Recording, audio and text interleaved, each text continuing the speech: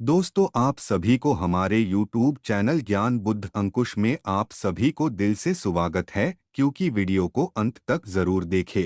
कभी अपने आप से बात करते हुए यह ख्याल आया है कि आप खुद को ही नीचा दिखा रहे हैं, या यह कि आप ऐसा सोच रहे हैं कि यह काम तो मुझसे होगा ही नहीं। जी हाँ, कई बार हम खुद से ही ऐसी बातें कर लेते हैं जो हमें अंदर ही अंदर कमजोर बना देती हैं। जैसे यह काम तो मुझसे होगा ही नहीं, या मैं हमेशा गलतियां ही करता हूं। यह सब बातें अपने आप से नकारात्मक रूप से बात करना है। यह सुनने में भले ही छोटी बात लगे, लेकिन यह अंदर ही अंदर हमें बहुत कुतरती है। यह नकारात्मक आत्मचिंतन है और इसका हमारे मन पर बहुत बुरा असर पड़ता है। इस नकारात्मक आत्मचिंतन के दौरान मन में कई तरह के भाव आते हैं। कभी गुस्सा आता है खुद पर, कभी निराशा होती है, अपनी काबिलियत पर शक होने लगता है। ऐसा लगने लगता है कि मानो हम हर काम में असफल ही होंगे। ऐसा लगता है मानो हम खुद अपने सबसे बड़े दुश्मन बन गए हैं। इससे हमारा आत्मविश्वास कमजोर पड़ जाता है और हम नया करने से भी कतराने लगते हैं।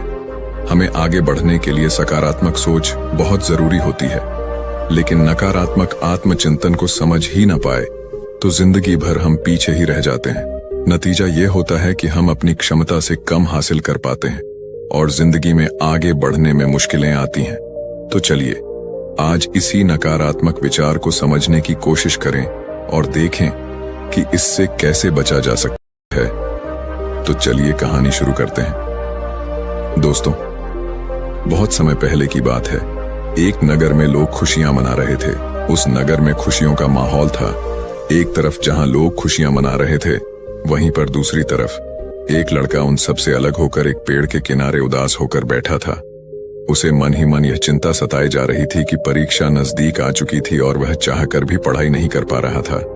वह चाहकर भी पढ़ाई में मन नहीं लगा पा रहा था। वह जितना पढ़ाई के बारे में सोचता, उसके चेहरे पर उतनी ही निराशा और हताशा बढ़ जाती। वहीं सभी विचारों के बारे में सोच ही रहा था कि तभी वहां से एक गुरुवर गुजर रहे थे। उन्होंने जब उस लड़के को देखा तो वह यह समझ चुके थे कि लड़का कुछ परेशान है, जरूर कोई समस्या है। इसलिए वह उस लड़के के पास पहुंचे और उस लड़के से कहते हैं, क्या बात है बेटा? पूरा गांव खुशियां मना रहा है, गांव में खुशियों का माहौल है, और तुम यहाँ इस सुनसान जगह पर इस पेड़ के नीचे अकेले बैठे हो और तुम बहुत उदास भी लग रहे हो। आखिर क्या बात है?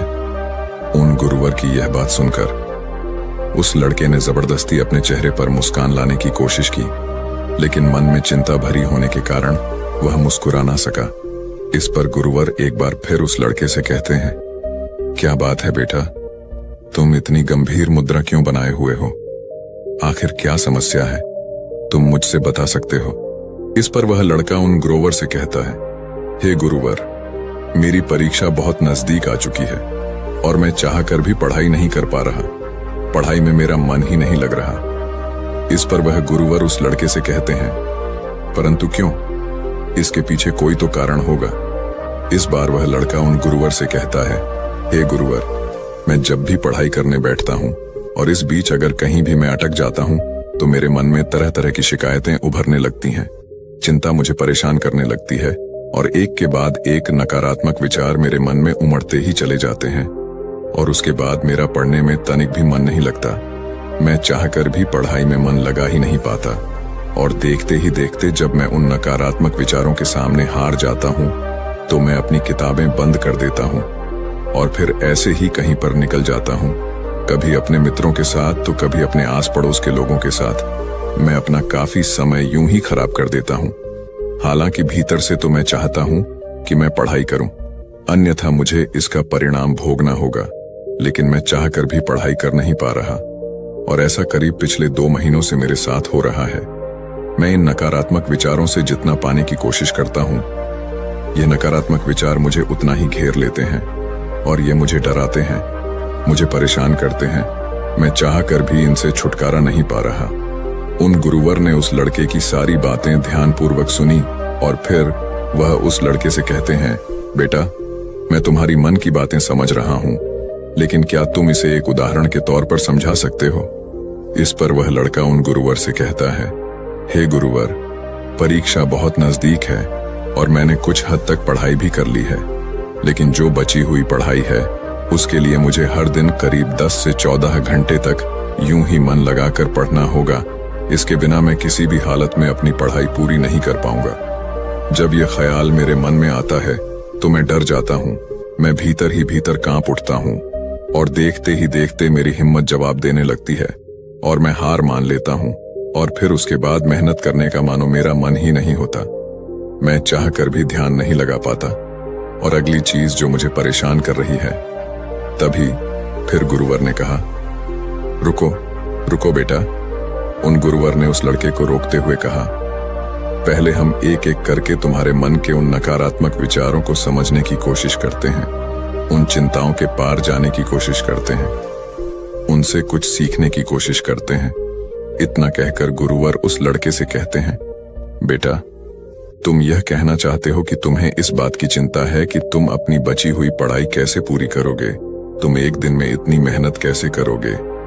तो क्या तुम्हें इस चिंता के पीछे कहीं ना कहीं शिकायत तो नहीं नजर आ रही क्या? उन गुरुवर की यह बात सुनकर वह लड़का थोड़ा सा हिचकिचाते हुए उन गुरुवर से कहता है, हे गुरुवर, कैसी शिकायत? इस पर वह गुरुवर मुस्कुराते हुए उस लड़के से कहते हैं, बेटा जब पढ़ाई करते वक्त तुम कहीं पर अटक जाते हो और बची हुई पढ़ाई के बारे में जब तुम सोचते हो, तब तुम खुद से शिकायत करते हो कि मैं तो कमजोर हूं, मैं इतनी मेहनत नहीं कर सकता, मैं भला ये कैसे कर पाऊंगा, मैं भला एक साथ 10 से 14 घंटे तक कैसे पढ़ाई कर सकता हूं। जरा खुद से पूछो, ये जो शिकायतें तुम खुद से कर रहे हो, ये सच है या झूठ, या केवल ये सभी तुम्हारे मन की एक सोच है। उन गुरुवर के इतना कहने पर वह लड़का कुछ देर के लिए मौन हो गया। उसे कुछ समझ नहीं आ रहा था कि वह उन गुरुवर को क्या जवाब दे। तभी वह गुरुवर उस लड़के से कहते हैं, बेटा ऐसा कहाँ लिखा है कि तुम इतनी मेहनत नहीं कर सकते? ऐसा कहाँ लिखा है कि तुम्हारे पास इतनी मेहनत करने की क्षमता नहीं है? क्या किसी ने तुमसे ऐसा कहा है कि तुम इतना ध्यान लगाकर पढ़ाई नहीं कर सकते? इस बारे में वह लड़का जवाब देते हुए उन गुरुवर से कहता है, हे गुरुवर, आप सत्य कहते हैं, ऐसा तो मुझसे किसी ने नहीं कहा। इस पर वह गुरुवर उस लड़के से कहते हैं, बेटा तो तुमने खुद से यह कैसे मान लिया कि मैं इतना कमजोर हूं और मैं ऐसा नहीं कर सकता, मैं ध्यान लगाकर पढ़ाई नहीं कर सकता? यह सब केवल तुम्हारे मन का एक भ्रम है। तो तुम्हारे मन की एक सोच है जिसे तुम अनजाने में बार बार सोचकर उस पर विश्वास करके उसे सच बना रहे हो। गुरुवर अपनी बात पूरी कर ही रहे थे कि तभी वह लड़का उन गुरुवर की बात काटते हुए कहता है, हे गुरुवर, अगर यह सच नहीं है तो फिर सच क्या है? उस लड़के की यह बात सुनकर गुरुवर मुस्कुराने लगे और उस लड़के से कहते हैं, बेटा सच ये है कि तुम्हारे अंदर कितनी काबिलियत है, ये जानने के लिए तुम्हें आखिरी हद तक मेहनत करनी होगी, तुम्हें अपनी पूरी कोशिश करनी होगी। जब तुम अपनी पूरी क्षमता पर कार्य करोगे, अपनी पूरी क्षमता के साथ पढ़ाई करोगे, तभी तुम्हें पता चल पाएगा कि सच में तुम्हारी क्षमता क्या है। इस पर वह लड़का उन गुरुवर से कहता है, हे गुरुवर, तो अब मुझे क्या करना चाहिए? इस पर वह गुरुवर उस लड़के से कहते हैं, बेटा मेरी बात ध्यान से समझो। हर चिंता के पीछे एक सकारात्मक संदेश होता है जिसे हमें पहचानने की आवश्यकता होती है। जैसे जब तुम्हारे मन में यह चिंता प्रकट होने लगी कि मैं अपनी बाकी की पढ़ाई इतनी जल्दी पूरी कैसे करूंगा, तो इस चिंता के पीछे सकारात्मक संदेश क्या था? इस पर वह लड़का कुछ देर सोच विचार करने के बाद उन गुरुवर से कहता है, हे गुरुवर, यहीं की परीक्षा बहुत करीब है और मुझे पूरा ध्यान और अपनी शक्ति लगाकर पढ़ने की जरूरत है। इस पर गुरुवर कहते हैं, बिल्कुल सही। तभी वह लड़का उन गुरुवर से कहता है, ठीक है, यह तो बहुत अच्छा तरीका है, इससे तो मैं आसानी से अपनी पढ़ाई पर ध्यान लगा सकता हूँ। इतना कहकर वह लड़का वहां से जाने लगा। तभी गुरुवर उस लड़के से कहते हैं, रुको बेटा, अभी चिंता पूरी तरह से पार नहीं हुई है। जब भी तुम उस चिंता के पीछे का सकारात्मक संदेश समझ लो तो उसके लिए धन्यवाद करो और आगे बढ़ो। अपने से कहो कि मैंने उस चिंता के पीछे का संदेश समझ लिया है और अब मैं पूरी ईमानदारी के साथ मेहनत करने के लिए तैयार हूँ। मैंने यह भी स्वीकार कर लिया है कि मेहनत करने में मुझे कष्ट भी होगा, तकलीफ भी उठानी पड़ेगी, लेकिन मैं हार नहीं मानूंगा। ये संदेश मुझ तक पहुंचाने के लिए आपका शुक्रिया। आगे गुरुवर लड़के से कहते हैं, जब तुम खुद से ऐसा कहोगे तो तुम्हें तत्काल अच्छा महसूस होगा, हल्का महसूस होगा, क्योंकि तुम्हारे अंदर का विद्वंद युद्ध पूरी तरह से समाप्त हो चुका होगा। और तुमने उस चिंता के पीछे का संदेश भी अच्छी तरह से समझ लिया होगा। तुमने यह स्वीकार कर लिया है कि हाँ, मुझे लंबे समय तक ध्यान करने की आवश्यकता है, मुझे मेहनत करने की आवश्यकता है, साथ में मुझे थोड़ी सी कष्ट और तकलीफ भी उठानी पड़ेगी। हो सकता है कि इससे मुझे थोड़ी थकान भी हो, लेकिन मैं मेहनत करने से पीछे नहीं हटूंगा। यह सब स्वीकार करते ही तुम्हारे अंदर एक ऊर्जा उत्पन्न होगी, और ऐसा इसलिए होगा क्योंकि तुम्हारे मन का बोझ पूरी तरह से हल्का हो चुका है। तुमने उन चीजों को स्वीकार कर लिया है जो चीजें तुम्हारा मन तुमसे स्वीकार करवाना चाहता था, किंतु अब यही मौका है। इस मौके को खाली मत जाने देना और तत्काल इस पर निर्णय लेना, तत्काल इस पर कार्य करना, तत्काल इस सकारात्मक संदेश को अपना विश्वास बना लो। इसे बार बार दोहराओ ताकि तुम इस पर पूरी तरह से विश्वास करने लगो। आगे वह गुरुवर उस लड़के से कहते हैं, बेटा, यह कठिनाई का ही समय होता है। जो कुछ कर दिखाने का हो, दर्द को ताकत में बदलने का होता है। इस दुनिया में जितने भी महान लोग हैं, जिन्होंने भी अपने जीवन में कुछ बड़ा हासिल किया है, उन्होंने इसी तरह अपनी शिकायतों, अपनी कमजोरियों को ताकतवर और सकारात्मक सोच में बदला है, उस पर पूर्ण रूप से विश्वास किया है, और तभी वे लोग इतनी ऊंचाइयों तक पहुंच पाए हैं। आगे गुरुवर उस लड़के से कहते हैं, बेटा, अब तुम मुझे अपनी अगली समस्या बताओ और इसका निवारण भी तुम खुद ही करो। इस पर वह लड़का कुछ देर सोच विचार करने के बाद उन गुरुवर से कहता है, हे गुरुवर, कभी कभी मुझे लगता है कि मैंने बहुत समय खराब कर दिया। मैं हार चुका हूं। अगर मैंने 6 महीने पहले मेहनत की होती, इन चीजों की शुरुआत कर दी होती, तो आज मैं कहीं और होता। मुझे ऐसा लगता है कि अब इतनी मेहनत करके मुझे कोई लाभ नहीं होगा। इस पर गुरुवर उस लड़के से कहते हैं, बेटा, अब मुझे यह बताओ, इस चिंता के पीछे शिकायत क्या है? वह लड़का उन गुरुवर की बात मानते हुए कुछ देर के लिए उन विचारों पर सोचता है, लेकिन उसे कुछ भी समझ नहीं आता। तभी गुरुवर उस लड़के से कहते हैं, बेटा, तुम खुद से शिकायत कर रहे हो कि तुमसे गलती हुई है और अब मैं इसे सुधार नहीं सकता। तुम्हें ऐसा लगता है कि गलती होना मतलब हार मानना, लेकिन जरा अपने आप से पूछो कि जो शिकायत अपने आप से कर रहे हो, यह कोई सच है या केवल सोच?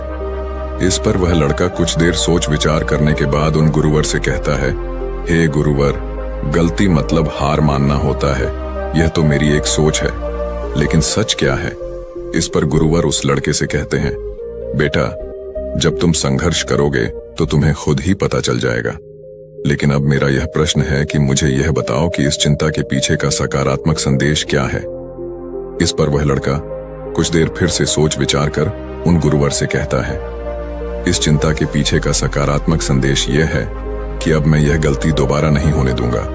मैं अपने जीवन में ऐसी स्थिति कभी दोबारा आने ही नहीं दूंगा जहां मेरी तैयारियां कम पड़ जाएं और मैं हार मान बैठूं।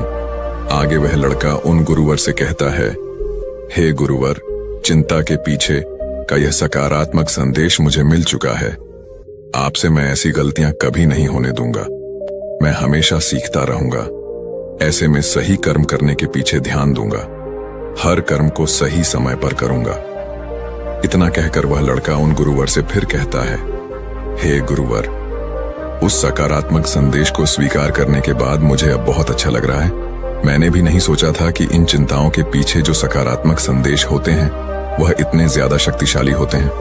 आगे वह लड़का उन गुरुवर से कहता है, हे गुरुवर, कृपया करके मुझे एक बार और इसे अच्छे से समझाइए।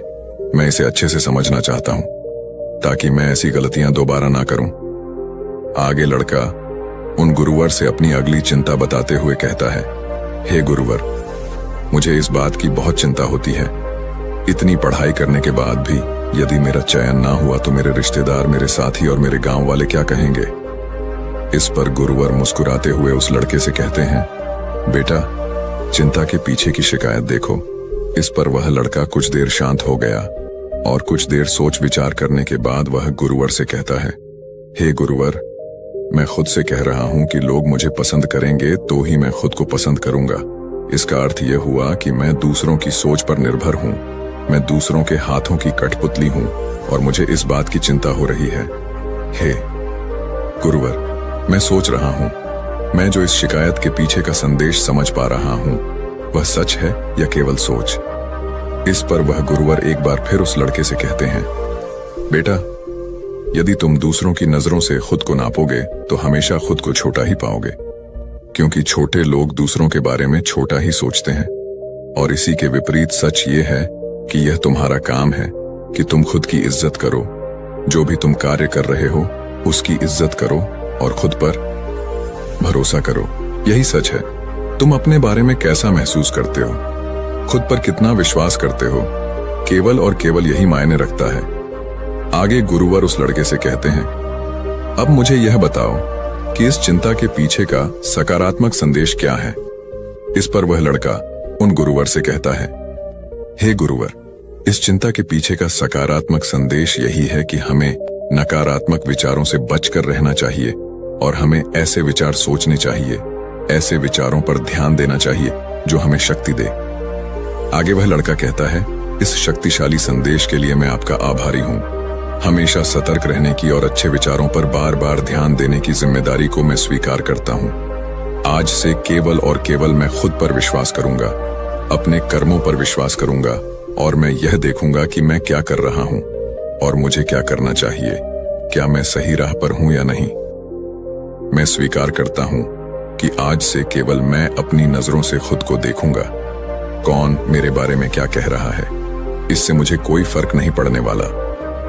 इतना कहकर वह लड़का उन गुरुओं से कहता है, हे गुरुवर, मेरी समस्या तो सुलझ गई। अब मुझे बहुत अच्छा लग रहा है, हल्का महसूस कर रहा हूं।